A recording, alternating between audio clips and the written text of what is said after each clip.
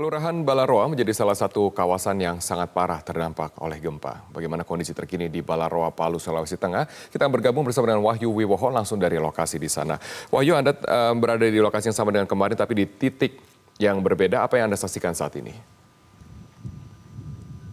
Ya, benar sekali Robert. Ini masih di Kelurahan Balaroa di kawasan Kota Palu bagian barat, di mana memang kalau satu hari yang lalu saya berada sedikit di atas puncak bukit, di mana itu merupakan awal mula di area sekitar awal mula terjadinya longsoran dan juga tanah amblas. Kalau tempat saya sekarang berdiri, saya berpindah posisi kurang lebih sekitar 400 sampai 500 meter ke bawah, di mana tempat longsoran ini berhenti.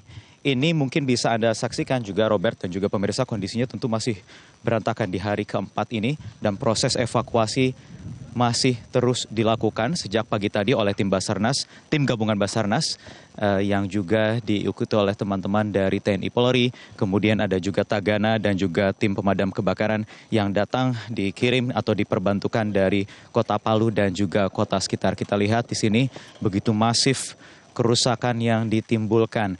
Anda lihat lubang yang ada di depan saya ini merupakan hasil galian tadi menggunakan ekskavator yang saat ini sedang diistirahatkan. Ini digunakan tadi untuk mencari jasad korban warga di Kelurahan Balaroa. Dari 4 rukun warga, ada sekitar 1.000 kepala keluarga. 1.300 kepala keluarga yang tinggal di kawasan ini, pemirsa dan juga Robert. Jadi memang saat ini proses evakuasi juga masih terus dilakukan dan kita lihat kalau kemarin memang saya sudah katakan dan kita saksikan bersama-sama bahwa memang kondisi tanah ini amblas. Kita lihat di sini, kita lihat dari ujung, ini sebenarnya bukan permukaan yang sebenarnya, bukan permukaan awal di mana lokasi ini berada.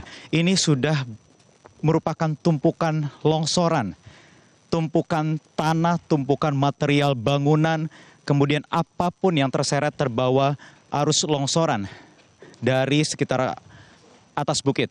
Kita tahu kemarin saya tanyakan kepada sejumlah warga bahwa rumah mereka yang selamat begitu, rumah mereka berpindah atau bergeser bisa 200-300 meter, bahkan kemudian ada yang lebih jauh lagi seperti ada kubah masjid yang Anda lihat saat ini itu sebenarnya bukan. Itu di ujung selesai longsoran. Di ujung longsoran terhenti, kubah masjid dari menara masjid Anda saksikan. Padahal seharusnya masjid itu ada sedikit ke tengah, agak menanjak ke atas perbukitan dan itu terbawa arus longsoran. Sehingga kita lihat di sini galian yang tadi dibuat oleh ekskavator ini untuk mencari korban. Kita lihat ada air, kemudian tanah bercampur lumpur, puing-puing material bangunan, baik bangunan yang masih terlihat atau nampak atapnya atau yang memang benar-benar tenggelam. Karena kita tahu ini terjadi sewaktu longsoran terjadi juga disertai dengan tanah yang retak, yang terpecah belah, yang kemudian menyebabkan rumah tenggelam, terbenam, dan juga warga. Robert.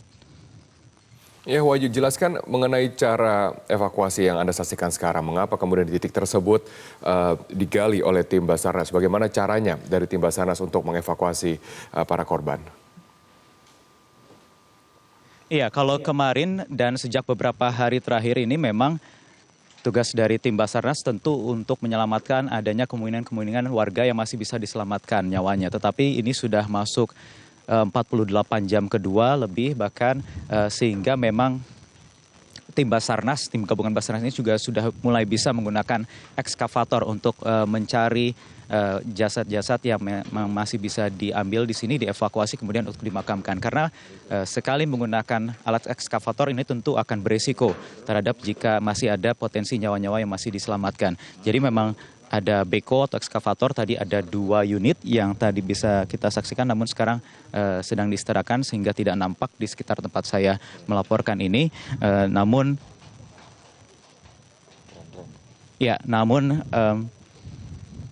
memang itu terus dilakukan penggalian atau mengangkat material-material bangunan. Ini kita lihat bersama, mungkin Robert dan juga pemirsa, ini adalah pantauan dari udara yang kami ambil dengan menggunakan kamera drone. Terlihat jelas bagaimana memang kondisi kerusakan yang ditimbulkan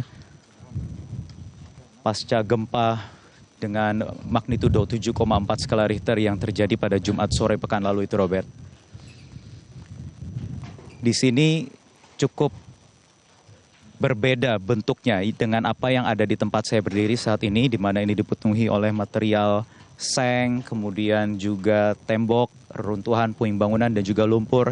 Sementara kalau kemarin mungkin kita ingat, mungkin juga nanti gambarnya bisa ditayangkan ulang, bahwa di atas perbukitan sana lebih kering, namun juga bahkan sebagian besar itu hanya terlihat tanah kering saja kalau dilihat dari pantauan udara.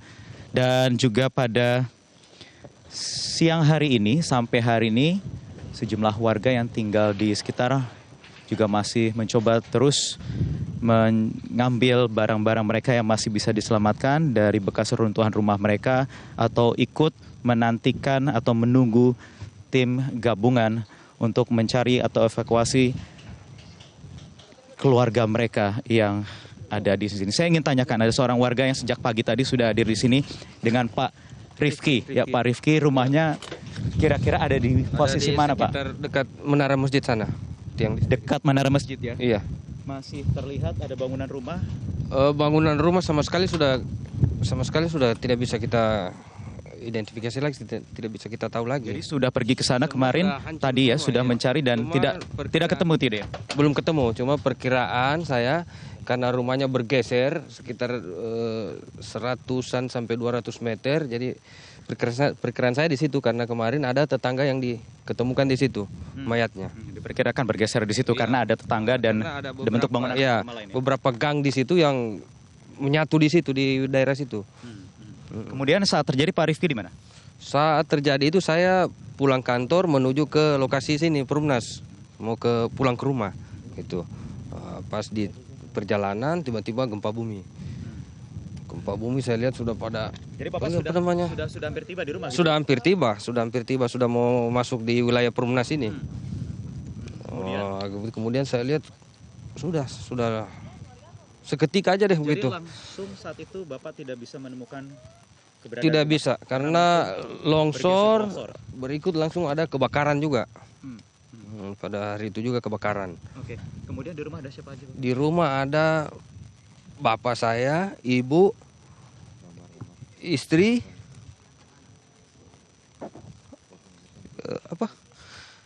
istri, anak saya, sama adik saya, 5 orang. Istri saya lagi hamil 5 bulan.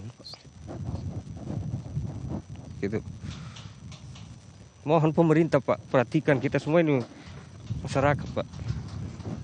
Perhatikan kami, Pak, wali kota dan juga Pak Gubernur serta pemerintah pusat. Secepatnya, Pak.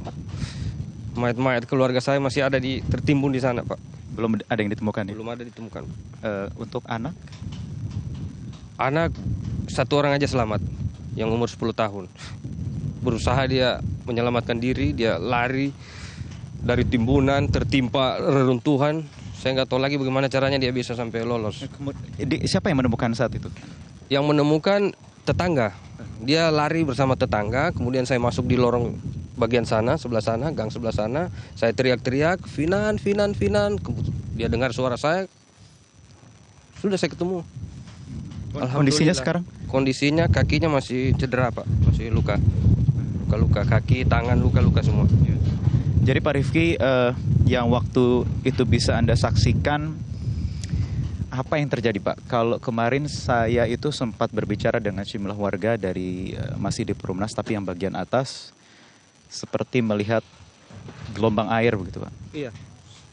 Kata anak saya sih, kemarin depan rumah, itu rumah seperti berputar begini, Pak. Berputar yang dari bawah ke atas, yang atas. Pokoknya seperti diaduk lah gitu, Pak. Rumah, kemudian teras rumah langsung amblas begitu, langsung hilang gitu aja. Langsung amblas, langsung hilang begitu ya? Iya, langsung. Jadi sampai hari ini belum bisa menemukan rumah, kemudian keluarga, juga harta, benda, tidak ada yang bisa diselamatkan begitu Pak ya? Tidak ada sama sekali, tidak ada yang bisa diselamatkan. Baik, mudah-mudahan kita semua ikhlas, Pak Rifki, kemudian juga bisa